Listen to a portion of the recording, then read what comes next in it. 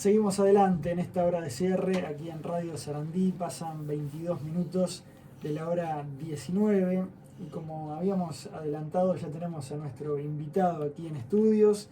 Se trata de Juan Grompone, ingeniero industrial, profesor, escritor, un hombre también de los medios de comunicación.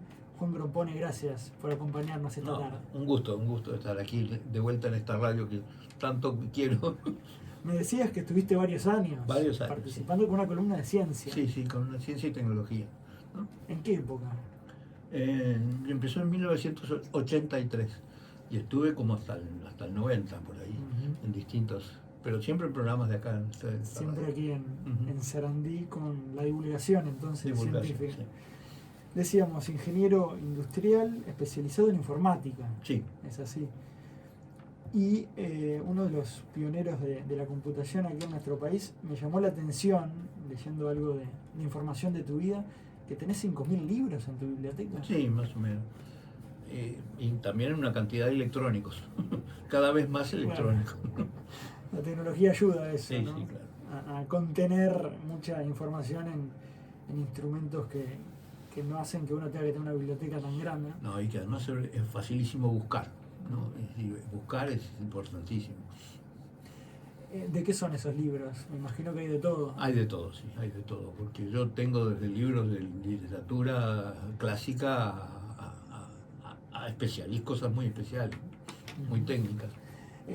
El mundo de la ingeniería, de las ciencias más duras, si se quiere, y también el mundo de la literatura conviven en vos.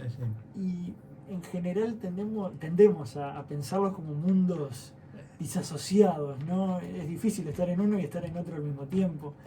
En tu caso, ¿cómo conviven? Bueno, yo no le llamaría literatura, porque yo me dedico a las novelas policiales. Y las novelas policiales son un problema de lógica, ¿no? De modo que no está tan lejos. No está tan lejos. Por eso no es literatura lo mío, porque no. Pero ahí está el puente, quizás, a través de la literatura, claro, policial. Hay que elaborar algo que sea lógico y que tenga interés, ¿no? Proviene de familia, ¿no? Sí, los dos mundos, digamos. Sí, mi madre era una enorme lectora de novelas policiales. En casa había cientos y cientos de novelas policiales. Sí, todavía tengo cientos y cientos de novelas policiales. Se la trata como un género menor a veces. Sí, yo creo que es un género menor. Es un género de entretenimiento, ¿no? Para pasarla bien. Pero hay grandes autores que son otra cosa, ¿no? También leía Eladio Dieste, vivía en tu casa. Sí, claro, sí.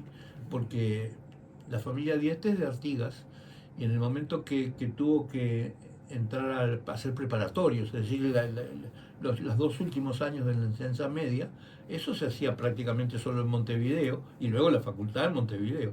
Y bueno, eran muy amigos. La familia Dieste y la de mi padre eran muy amigos, entonces le dijo, pero que se venga a mi casa. Claro. ¿No? ¿Y qué recuerdos tenés de Eladio Dieste? Bueno, lo conocí toda la vida, es decir, toda mi vida además lo conocí, además fue profesor mío. Tuvimos un contacto desde que yo nací hasta mientras serví toda la vida de él. ¿Influyó en tu decisión de ser ingeniero? Yo soy ingeniero seguramente por él, ¿no? Por las cosas que oí en mí. Eladio Dieste venía a mi casa a almorzar todos los sábados, ¿no? Todos los sábados venía y era una persona... había seguido, ¿no? El contacto, ¿no? Le gustaba. Y bueno, esos almuerzos eran, me imagino, fantásticos, ¿no? Había mucho tema, ¿no? de conversación, un hombre muy ilustrado. Lo asociamos a la arquitectura. Claro. Pero era ingeniero. Era ingeniero. Y además era una persona muy culta y que le interesaba mucho la filosofía también. Era una persona muy importante. Tenemos varios temas para conversar.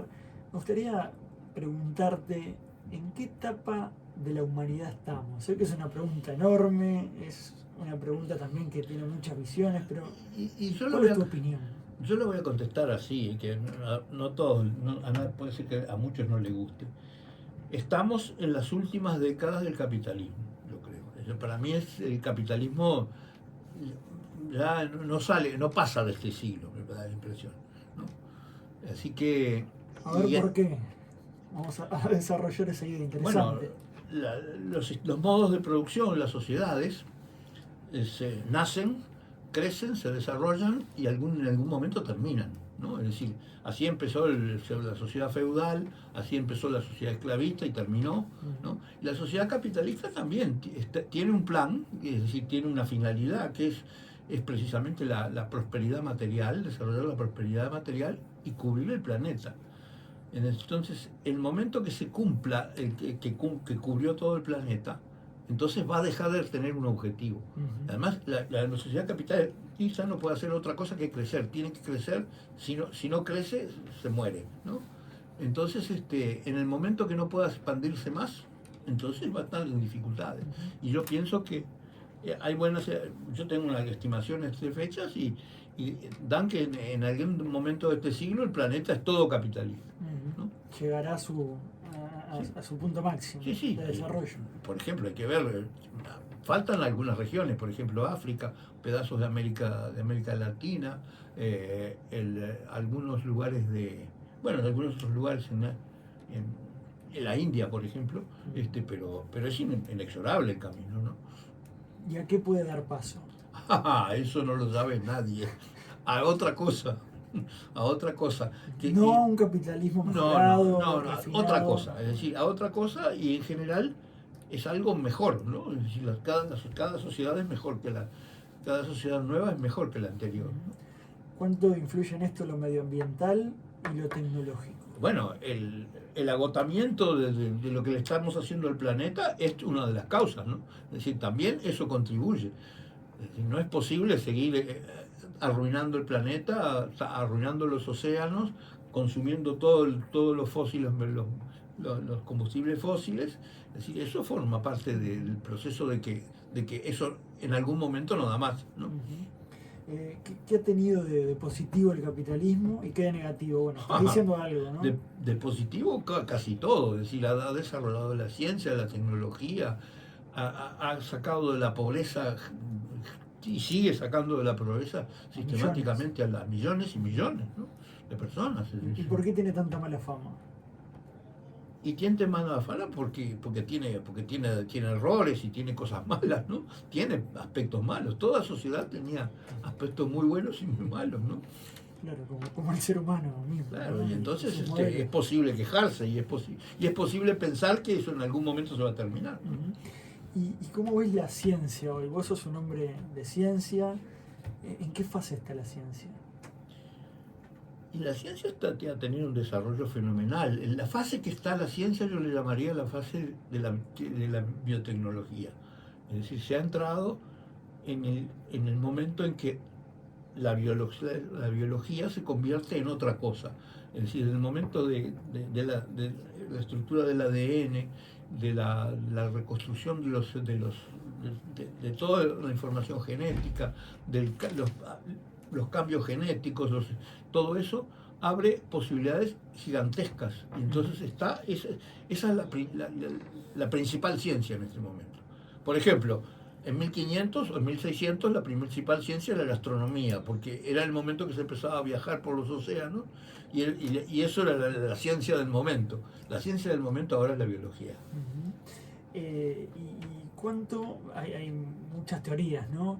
Puede poner en riesgo la propia existencia del ser humano, ese avance. La tecnología siempre genera avances y puede mal usos, ¿no? Es decir, siempre genera mal usos la tecnología. Es decir, no es responsabilidad directamente de los científicos, porque los científicos y los tecnólogos hacen avances importantes. Por ejemplo, la energía nuclear, eso fue un gran avance. Pero involucró también la bomba, significó, ¿no? claro, sí. Involucró que los militares se usaran para la guerra, ¿no? Es decir, de modo que hay que tener cuidado porque son los seres humanos los que son peligrosos, ¿no? La ciencia y la tecnología no es peligrosa, los peligrosos son los seres humanos. Y por ejemplo, ¿qué piensa cuando se habla de la inteligencia artificial, que está tan en boga? Yo creo que hay mucho de lo que se dice sobre la inteligencia artificial es periodístico y es efectista. Es decir, la inteligencia artificial hace mucho menos de lo que se le dice o que se le supone que hace, ¿no? Es decir, digamos que es así. La inteligencia artificial lo que está haciendo ahora es usando la información que está en Internet para hacer algo que parece original, pero que no lo es, que es un rejunte de todas las cosas que están en Internet. Es decir, todavía no he visto, o no hay casi ningún caso de algo que sea diferente, de algo que no esté previamente en Internet. ¿Y el destino de la humanidad puede ser fuera del planeta Tierra? Yo lo veo dificilísimo, porque primero no creo que en el sistema solar no haya lugar para cosas que, para una vida razonable. Es decir, por ejemplo, la Luna es absolutamente inhóspita, Venus es demasiado cálido, Marte es demasiado frío, es decir, los demás planetas ni hablemos, ¿no? De modo que eso ya es una limitación. Y la otra limitación es esta: si pensamos en algún lugar donde pudiera haber vida, es decir, por ejemplo, tiene que ser una especie de sistema solar como el nuestro, ¿no? Es decir, una fuente de energía con un clima no demasiado frío ni caliente, porque para que se pueda desarrollar la química orgánica, ¿no? La química orgánica, sabemos que el calor destruye las proteínas, ¿no? Y eso quiere decir que las estrellas más cercanas que podemos tener, que posiblemente puedan tener un planeta con posiblemente vida, están como, por ejemplo, a 30, 40 años luz. Es decir, eso quiere decir que una nave viajando a la décima de la velocidad de la luz, que es una velocidad casi inimaginable, le llevaría 400 años ir y otros 400 años volver. Y un mensaje llevaría 40 años desde el momento que se emite cuando se recibe en el otro extremo, ¿no? Es decir, son condiciones. Estamos muy aislados en el universo. Quiero hablar también de eso, ¿no? De lo aislado que estamos y si llegó a alguna conclusión respecto a esta existencia. No sé si usted es creyente, ¿usted? No, yo creo en la ciencia, nada más. En la ciencia. Sí. ¿Y encontró alguna explicación a la vida en la Tierra, a este tipo de vida? Y bueno, es un resultado, es una casualidad que pienso que puede ocurrir en los millones de estrellas que hay en el universo, puede ocurrir muchísimas veces, pero el problema son las distancias, ¿no? Claro, es muy difícil saberlo, entonces... No, puede ser que en algún momento se sepa, pero digamos, un diálogo con otra civilización sería cosa de esperar 40 años. La respuesta. 40 años de ida o 80 años para la respuesta, ¿no? Es decir, es un poco... Eso comparado con la vida humana, es decir, una persona mandaría un mensaje y sus nietos lo recibirían. Quizás sus nietos.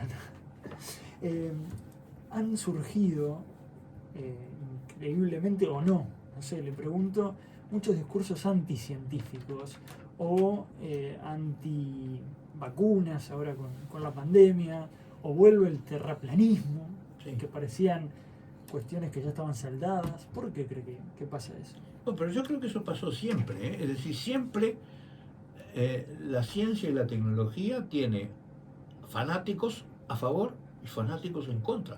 Es decir, la mayoría de la gente simplemente no toma posición porque o no la entiende o no la conoce o simplemente usa sus beneficios o sus cualidades.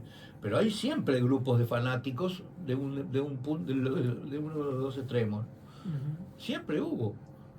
Por ejemplo, recuerdo que hay una anécdota que no sé si es cierta, pero parece cierta, que es que en 1900 un director del registro de patentes, creo que de Estados Unidos, dijo que había que cerrar la oficina de patentes porque ya estaba todo inventado, ¿no? Interesante. Pero en este siglo XX que pasó y en este XXI, la ciencia había dado muestras de muchas cosas, ¿no? De dar a conocer fenómenos que antes eran imposibles saberlos. Sin embargo... Y sigue haciéndolo. Y sigue haciéndolo. Sí, sigue y haciéndolo. la educación ha avanzado. Sin embargo, estos discursos siguen teniendo fuerza, o por lo menos en algunos sectores. Bueno, pero yo creo que es inevitable porque es una manera de rebelarse contra la sociedad, ¿no? Es decir, las sociedades en que vivimos no son perfectas. Y hay motivos para rebelarse y para querer pelearse con esa sociedad. Y eso se manifiesta de repente encauzándose contra la tecnología o contra la ciencia. ¿Y la ciencia se posicionó también en un lugar de cierta soberbia en algún punto, o se transformó en un nuevo Dios? Bueno, la ciencia no es soberbia, los soberbios son la gente. Sí, siempre, claro. Es decir, siempre hubo científicos soberbios y científicos humildes, ¿no? Siempre pasó y va a seguir pasando, porque esa es una condición humana, ¿no? Vuelvo un paso atrás, usted decía que no es creyente. Dios entonces no cabe, digamos, yo creo es que una hay, construcción humana. yo creo que hay un solo argumento que puede permitir pensar racionalmente la existencia de Dios. Y ese argumento le dio un jesuita, Teilhard de Chardin,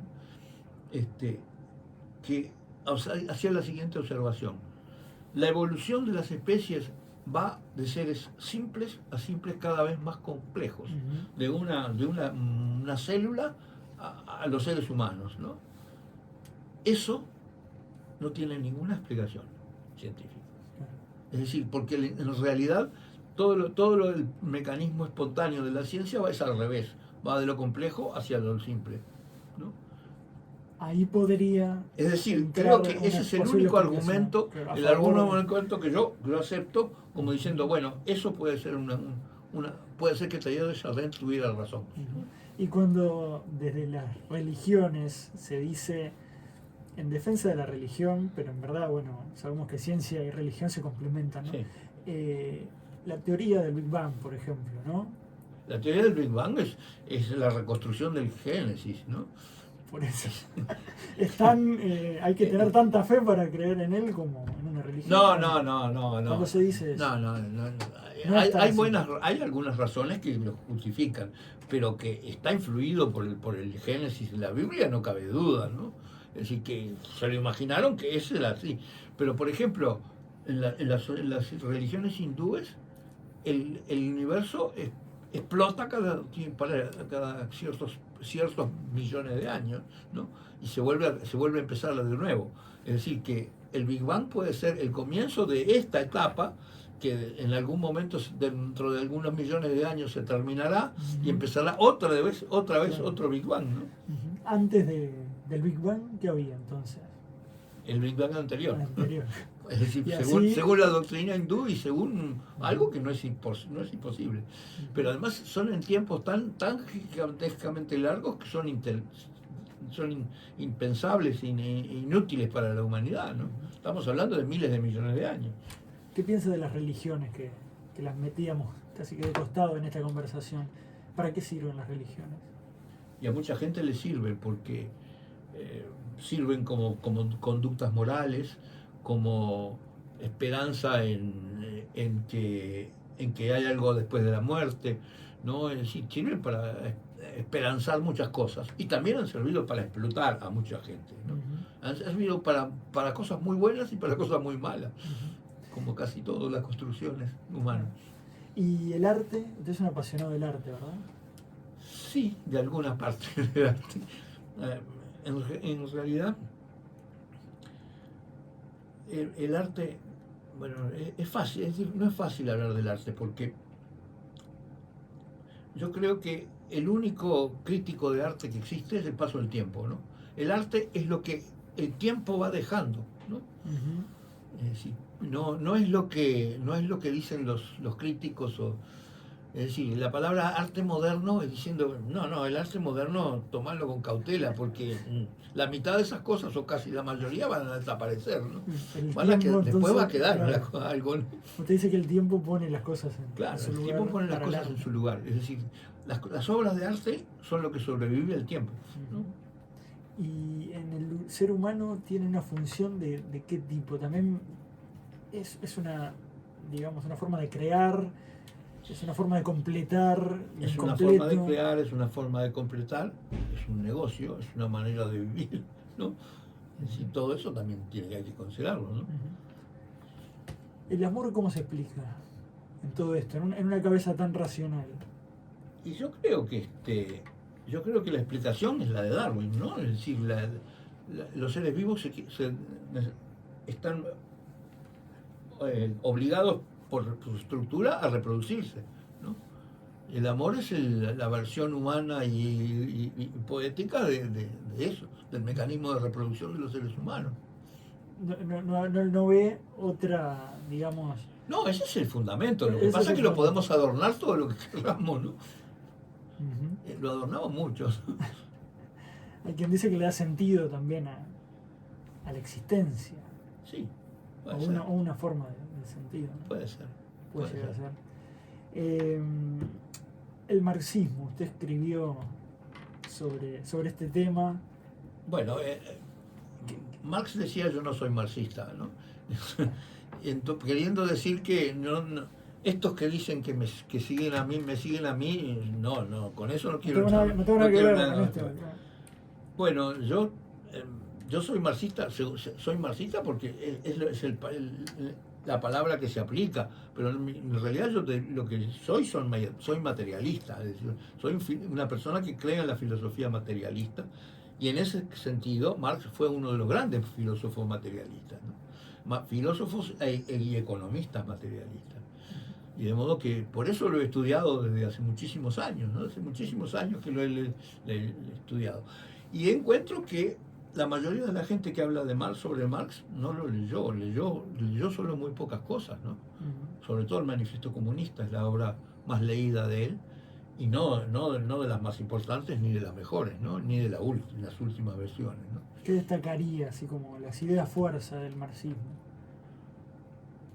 Bueno, es eso. Primero que el es una teoría sobre la historia, en definitiva, y que en realidad la historia se basa, el desarrollo humano se basa en el desarrollo material de las cosas, ¿no?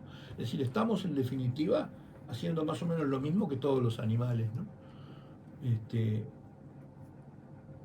Y bueno, precisamente la diferencia es que el hombre intercambia productos, tiene un pensamiento racional, y el motor de toda la historia es el trabajo humano, ¿no? El trabajo humano. Y hoy esas ideas, ¿usted las ve? Estas ideas están dejadas de lado, bastante dejadas de lado, pero yo creo que van a volver. ¿Usted cree que sí? Sí. ¿Por qué su implementación no fueron exitosas? No. Lo que pasa o es nunca que se implementaron. Nunca se implementaron.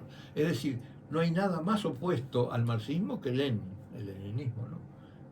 Es decir, yo no entiendo cómo alguien puede creer que existe el marxismo-leninismo, porque para Marx la sociedad capitalista iba a terminar por sus propios medios, ¿no? Por sus propias razones, porque iba a llegar a un momento en que iba a no servir más para nada, es lo que estoy diciendo, cuando cubra todo el planeta.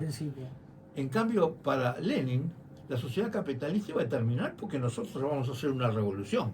Es decir, nosotros los trabajadores vamos a hacer una revolución y vamos a matar a todos los propietarios. Son dos cosas que no tienen nada que ver, ¿no? ¿Y por qué se da esa confusión, bueno, por lo menos? Porque sí, Lenin se proclamaba marxista, ¿no? Que él creía que eso era lo que decía. Es decir, él que se apoyaba fuertemente en el Manifiesto Comunista. El Manifiesto Comunista prácticamente dice eso, pero no es lo que dice el Capital, no es lo que dice la obra final de Marx. Entonces, digamos, poner en marcha un modelo marxista no se puede hacer, digamos, de manera en la que un gobernante, por ejemplo, lo quiere implementar. Digamos, se puede dar o no según el acontecer histórico, como dice usted. Como decía Marx no soy marxista, es decir, no hay modelo marxista. Es decir, Marx hizo una explicación de la historia, Es eso. Es eso, es una explicación de la historia y un aviso de que mirá que esto se va a terminar, ¿no? Nada más. Bien. El pensamiento crítico, ¿para qué sirve? Si es que sirve. El pensamiento crítico es la base de la ciencia, ¿no? La base de la ciencia es que no hay ninguna verdad que es definitiva, aún la más sólida verdad que pueda pensarse, esa no, en algún momento puede dejar de serlo, ¿no? Es decir, por ejemplo, yo quiero decir un ejemplo. Por ejemplo, todo el mundo dice 2 más 2 son 4. Bueno, no para los matemáticos. ¿Cómo es eso? Para los matemáticos hay casos en que 2 más 2 es 0 o 2 más 2 es 1. Así que hay que tener cuidado. No nos puede decir eso a esta hora, ya casi que en el cierre de la entrevista. Bueno, no puedo explicarlo porque hay estructuras algebraicas que llevan a eso, en que ocurre eso, ¿no? Entonces 2 más 2 no es 4. ¿no? Me quedó del tema anterior, usted hablaba de animales y la diferencia con el hombre, y ahí vuelvo, ¿por qué el hombre es diferente al resto de los animales? Y porque tiene más cerebro, ¿no? Esencialmente porque tiene más cerebro, nada más. Es decir, porque tiene un lenguaje donde los monos pueden manejar, por ejemplo, 50 palabras, el hombre puede manejar 5.000, ¿no? Entonces, esa es la diferencia. Es decir, tiene un cerebro de un tamaño muchísimo el mayor. Y fue el desarrollo evolutivo. Sí, y es un desarrollo evolutivo, claro. Es un mono muy inteligente. El cerebro humano tiene mucho más para descubrir, ¿no? Por favor, el cerebro humano es de una complejidad. Es decir, va a llevar siglos en decir, tenemos una idea de cómo funciona esto, ¿no? ¿Qué le interesaría ver a futuro? ¿Qué le gustaría o qué se imagina hacia adelante? Si es que se imagina. ¿En qué? Para ver de qué. No sé, ese desarrollo humano, esa evolución, hasta dónde puede llegar. ¿Le interesa? Yo creo que no se le ve límites, ¿no? Es decir, yo creo que la evolución está en marcha desde hace 1.000 millones de años y va a seguir. Pero con la interacción de la tecnología, claro, es decir, se va, digamos, el hombre es un fabricante de herramientas, ¿no? El hombre es un fabricante de herramientas y con eso prolonga sus órganos de los sentidos y todas sus capacidades de cosas. Es decir, que algunos animales hacen un uso muy precario de algunas cosas que se pueden llamar herramientas, pero nosotros dependemos crucialmente de las herramientas. En el cierre, Grompone, 2 o 3 preguntas sobre el Uruguay. ¿Qué es el Uruguay? Usted reflexiona mucho en las famosas tertulias de En Perspectiva, con su grupo allí de contertulianos. Sí. ¿Llegó a alguna conclusión respecto a...? Para mí el Uruguay es un país despoblado. Es decir, el Uruguay tiene la misma superficie aproximadamente que la isla de la Gran Bretaña. La isla de la Gran Bretaña tiene 60 millones de habitantes y el Uruguay tiene 3 y algo. Es decir, que eso es lo que nos pasa. El Uruguay no es un país chico. Es decir, porque vuelvo a insistir, tiene el mismo tamaño que la isla de la Gran Bretaña, que en algún momento supo dominar el mundo durante casi 2 siglos.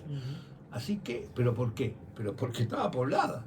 En cambio, lo que es el Uruguay es un país despoblado.